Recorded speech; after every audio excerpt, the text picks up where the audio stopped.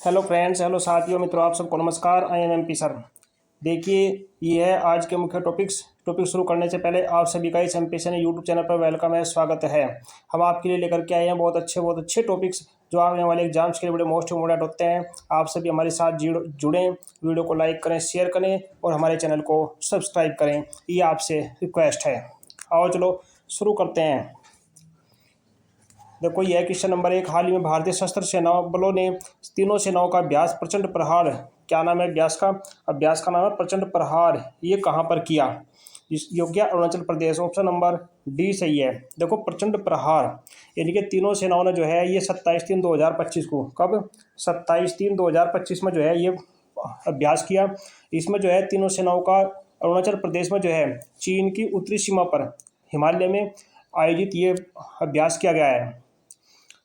इसमें जो है सेना को ऊंचे नीचे क्षेत्रों में लड़ने की क्षमता, बर्फीली पहाड़ियों पर कैसे सेना ऊपर नीचे जाती है, उनमें कैसे लड़ सकती है, अगर कोई ऊंचाई पर हो तो उससे कैसे लड़ा जाए, अगर कोई गहरी घाटियों में उससे कैसे लड़ा जाए, इस क्षमता को आदान प्रदान करना और इस क्षमता को सीखना, इस जो प्रचंड प्रहार है, जो अभ्यास है, इसका मुख्य उद्देश्य है। इसमें जो है पूर्वी कमान के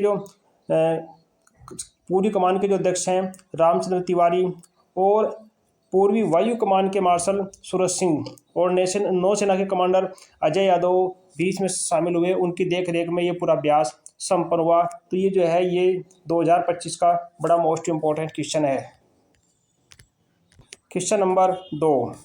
हाल ही में राष्ट्रीय धुआं और दर्पण, देखो राष्ट्रीय धुआं और दर्पण दिवस कब मनाया गया? राष्ट्रीय धुआं और दर्पण दिवस ये मनाया गया 29 मार्च को।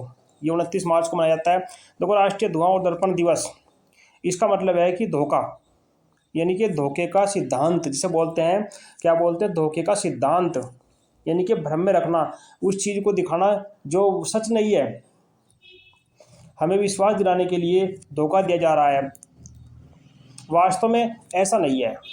जैसे एक जादूगर जो है जब जादू का खेल दिखाता है कि कभी वो फूल बना देता है, कभी किसी आदमी को हवा में उड़ा देता है, वो वास्तव में नहीं होता है, बल्कि हमारे सामने एक अपनी जादूगरी का कलाकारी दिखाता है, जबकि वो वास्तव में नहीं है। आखिर अगर इस चीज़ को देखा जाए तो जैसे मान लिया कोई अज्ञात दिवस है या कोई पुजारी है जादुई कारनामे दिखाता है, कोई पुजारी जो है भविष्य में आने वाली घटनाओं के बारे में बता देता है, या कोई धार्मिक अनुष्ठान करता है, किसी मूर्ति में प्राण प्रतिष्ठा डालता है, वो एक मतलब बस हमारे सामने एक हमारे वास्तविकता दिखाता है, लेकिन वो वास्तव में है या नहीं है ये तो प्रकृति जानती है। मृतकों की याद में जो है बड़े बड़े स्थान होते हैं। अब इसमें जो है 1770 में, यानी कि 1770 में जोहन जॉर्ज श्रोफर ने दर्पणों से, यानी कि उत्तल दर्पण, अवतल दर्पण और लेंसों से मिलाकर के जो है एक उड़ने वाली छायाकृति दिखाई थी कि भाई देखो कैसे आदमी को उड़ाया जाता है, लेकिन वास्तव में ऐसा नहीं है। तो इस तरीके से जो है दुनियादारी को जो है ऐसे आत्माओं की दुनिया संवाद कराना जो नहीं है, यानी कि जो मृतक आत्मा है उनसे संवाद कराना जो नहीं है, तो ऐसी चीज़ें जो है ना, इसके उपलक्ष्य में जो है ये राष्ट्रीय धुआं और दर्पण दिवस जो है ये मनाया जाता है, जिसे बोलते हैं धोखे का सिद्धांत भी कहते हैं, या एक भ्रामक विचार भी कहते हैं, भ्रमित करने वाले विचार भी कहते हैं। तो ये मनाया जाता है 29 फरवरी को। Question number 3। हाल ही में अमेरिका ने आयातित ऑटोमोबाइल्स और पार्ट्स पर कितने प्रतिशत टैरिफ की घोषणा की है? वो की है 35%। यानी कि अमेरिका ने जो है अपने यहाँ से जो आयात होने वाला ऑटोमोबाइल्स और पार्ट्स है उस पर जो है 35% जो है टैरिफ की घोषणा की है, क्योंकि अभी जो अमेरिका के राष्ट्रपति बने ट्रंप जी, उन्होंने जो है नई नई घोषणाएं की, नया नया ट्रैफिक दुनिया पर लगाया है, जिससे कि आने सामान को ले जाने में और लाने में महंगाई और भी ज़्यादा बढ़ सकती है। Question number 4। ताज ट्रेपेजियम जोन जिसे बोलते हैं TTZ में कौन से 3 यूनेस्को विश्व धरोहर स्थल शामिल हैं? यानी कि ताज ट्रेपेजियम जोन में जो है कौन कौन से 3 स्थान जो है यूनेस्को की धरोहर में शामिल हैं? वो हैं ताजमहल, आगरा किला और Fatehpur Sikri. Option number B सही है। यानी कि ये जो ऑप्शन जो है ये यूनेस्को की विश्व धरोहर में शामिल है, ताजमहल, आगरे का किला और फतेहपुर सीकरी। अब इनको प्रदूषण से बचाने के लिए जो है सुप्रीम कोर्ट ने आदेश दिया है कि इनके आसपास पेड़ पौधों की गणना की जा और अधिक यदि कम है तो उनको लगाया जा। और यहाँ पे जो है 1996 में ये आदेश पारित कर दिया था कि 1996 में कि इसके आसपास से जितने भी उद्योग हैं, जैसे मान लो ईंटों का उद्योग है, भट्टा जिसे बोलते हैं, या तेल के उद्योग हैं, या प्लास्टिक के उद्योग हैं, इनको इसके आसपास से हटाया जाए ताकि प्रदूषण से इनके ऊपर कोई असर ना पड़े। क्योंकि इसमें 4 जोन जो है लाल, हरा, नारंगी और सफ़ेद हैं। तो इसलिए से इस TTZ में जो है इनके बोलते हैं ताज टर्कोजियन जोन। इसमें जो है ताजमहल, आगरा और फतेहपुर सीकरी तीनों के तीनों आए हुए हैं। बड़ा मोस्ट इम्पोर्टेंट ये क्वेश्चन है। क्वेश्चन नंबर 5, हाल ही में समाचारों में देखा गया क्रोसोलेबियम धरती किस प्रजाति से संबंधित है? यह नेमाटोड प्रजाति से संबंधित है।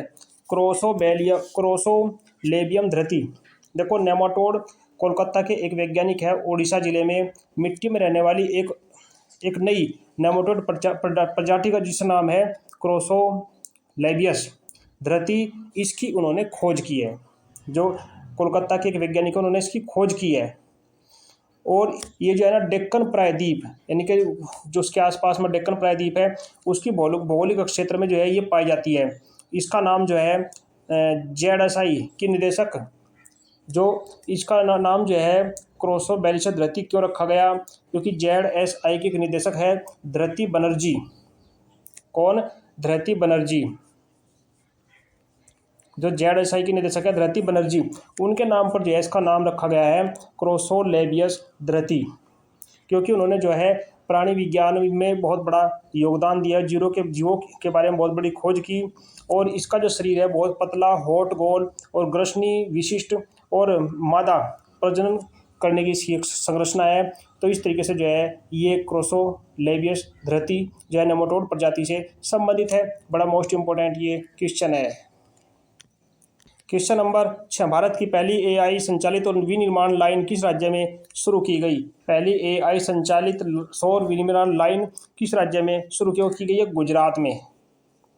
केंद्रीय मंत्री प्रहलाद जोशी ने गुजरात में जो है, गुजरात के सूरत में जो है गोल्डी सोलर की नई सुविधा में भारत की पहली AI संचालित सौर विनिर्माण लाइन का शुभारंभ किया। ये आने वाले भविष्य के लिए बहुत अच्छी है। भारत का जो इसमें जो है भारत के अंतर्गत जो है सौर ऊर्जा का कैसे उपयोग करें, और सटीकता, गोपनीयता, दृढ़ता, अक्षमता आदि को बढ़ाती है। इसकी क्षमता जो है वो 14 मेगावाट है। तो इस तरीके से जो है इसकी शुरुआत जो है वो कहाँ से हुई? गुजरात से हुई। न्यूनतम त्रुटि के साथ जो है प्रति घंटे 1000 सौर सेल बनाने के लिए AI स्वचालन का उपयोग करते हैं। कितने प्रति घंटे? लगभग 10,000 सौर सेल बनाने के लिए इस AI का प्रयोग करते हैं। इसलिए इसका उपयोग जो है बड़ा ही महत्वपूर्ण है। क्वेश्चन नंबर 7, हाल ही में किस देश ने मारबर्ग वायरस रोग, जिसे बोलते हैं MVD, मारबर्ग वायरस रोग, ये जो है एबोला जैसा रोग है। मारबर्ग वायरस जो है ये एबोला जैसा है, जिससे वो मस्तिष्क को नुकसान पहुंचाया, तो ये भी शरीर के कुछ बहुत सारे अंगों को, मस्तिष्क सहित कई सारे अंगों को नुकसान पहुंचाता है। तो इस अपने प्रकोप की समाप्ति की घोषणा किस देश में करी है? क्वेश्चन नंबर 7वें का डी, तंजानिया। यानी कि 42 दिनों के बाद अपने दूसरे मारबर्ग वायरस रोग प्रकोप की समाप्ति की घोषणा की। पहली बार इसकी पहचान जो है 1967 में इसकी पहली बार पहचान हुई थी। कब? 1967 में। कहाँ से हुई थी? जर्मनी में। जब प्रयोगशाला में कर्मचारी जो है युगांडा के जो प्रयोगशाला थी उसमें जो युगांडा के कर्मचारी थे वे हरे बंदरों के संपर्क में आए और इसके जो ये बीमारी जो था उनमें संचरित हुई, उनमें लगी। क्योंकि ये अफ्रीकी फल चमगादड़ जो है उसके वायरस, अफ्रीकी जो चमगादड़ है, फल चमगादड़ जो है, उनके पास इस वायरस का भंडार है, वहाँ से बीमारियाँ अधिकतर फैलती हैं। तो ये जो समाप्ति की घोषणा की कि दूसरा प्रकोप जो है हमारे देश से समाप्त हो गया, वो देश का नाम है तंजानिया। मारबर्ग वायरस रोग जो है इसकी समाप्ति की उन्होंने घोषणा करी। ये था क्वेश्चन नंबर आपका 7। क्वेश्चन नंबर 8, नारगोनो करबाख अक्षेत्र किन देशों से संबंधित है? नारगोनो करबाख ये जो है ये संबंधित है आर्मेनिया और अजरबैजान। ऑप्शन नंबर सी सही है। दोनों देशों के बीच में जो है 40 सालों से इसके ऊपर विवाद है। ये एक पहाड़ी क्षेत्र है ये जो है एक पहाड़ी क्षेत्र है।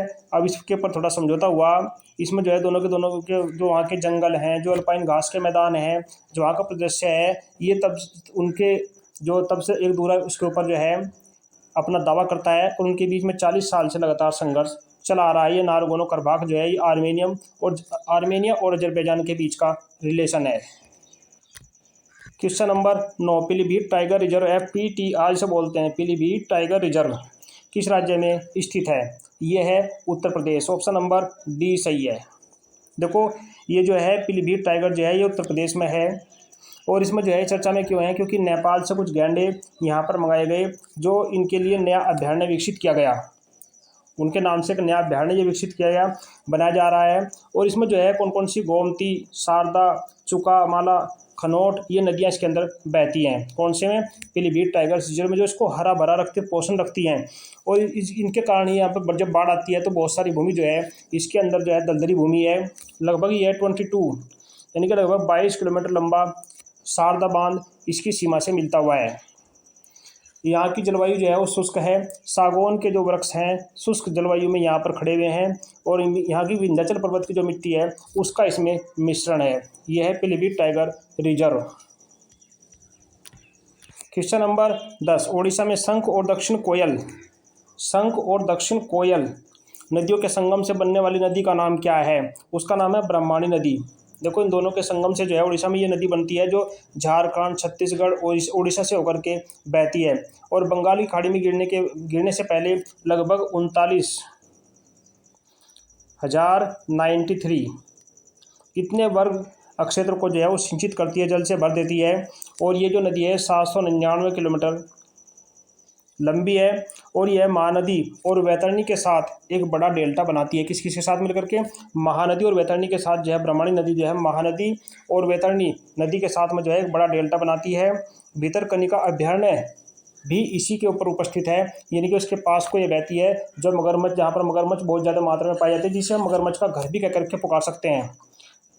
तो ये है आपकी ब्राह्मणी नदी। तो इस तरीके से जो है ये थे आज की वीडियो के बहुत मोस्ट इंपॉर्टेंट क्वेश्चन। देखो जब मोस्ट इंपॉर्टेंट क्वेश्चन आते हैं तो उसमें वीडियो थोड़ी लंबी जरूर जाती है। आप जो है वीडियो को ध्यान से देखें, लाइक करें, शेयर करें। मिलते हैं ऐसे अच्छे टॉपिक के साथ अगली वीडियो में। आपके लिए आने वाली सभी परीक्षाएं शुभ हो। धन्यवाद। जय हिंद, जय भारत।